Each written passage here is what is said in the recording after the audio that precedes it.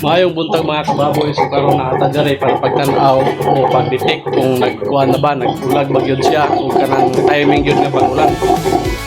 So kani mong na baboy mga kababoy, ato gyud ning na AI na. So karon nag 19 days, so mura siya o reheat gyud siya. So kani nga baboy gi pahabala na po niya og atong natural breed. So wala ming buntis na AI nato, wala gyapon ni buntis, so karon nag-reheat. So ato siyang gi-detect para sa kuan kung unsa ba gyud ang timing niya. Maayo ang lawas, okay ang lawas, pero wala gyud siya nagbuntis sa una natong AI. So karon murag dili pa kayo siya hit, no? Dili pa kayo siya hit. So karon ato ni siyang timingon kay lagi una gipakastahan na ni siya, ikaduha na AI.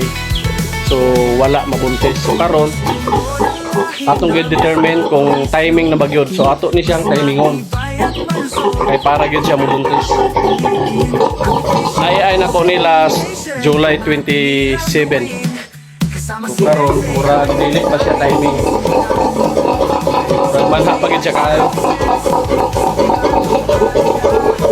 Pero nagkuha na siya, naghubag-hubag ng iyang kwerta.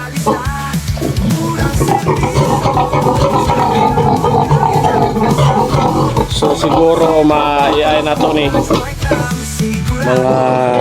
basig ugma sa buntag so ato ning anian. Kay masayang nga atong similya kung dili nato siya ma-timing pag AI. So gamay pa man atong hulaton nga mag kuan siya, mag na siya yung mga fluids na magawas sa iyang kwerta. Okay man siya ang lawas, dili po siya yung nakuan. Pero ako ipanidan ang tutoy mo. Dili gid siya ato na siyang balikan og mapuhon. Ato ni siyang balikan og mapuhon sa buntag para ma-sure gyud nato nga timing ang iyang pag-hit, so ang iyang pagpangulag. So kanina ituod nga area gipanag-iyahan ni Arnel Silbusa. So nindot tayo po ang iyang lugar. So napay iyang isa dito na buntis na. So ato gyud ni siyang timingon para gyud ni siya mo buntis mga kababoy.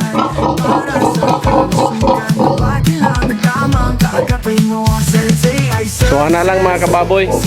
So kung naamoy mga anay diha nga nangulag, so tawag lang, message lang sa atong page o napo ko yung number lagi butang din ha. So thank you so much mga kababoy. Daghang salamat sa suporta ug pagsalig sa Renz AI Services. Bye bye. Dalay ko ng Diyos.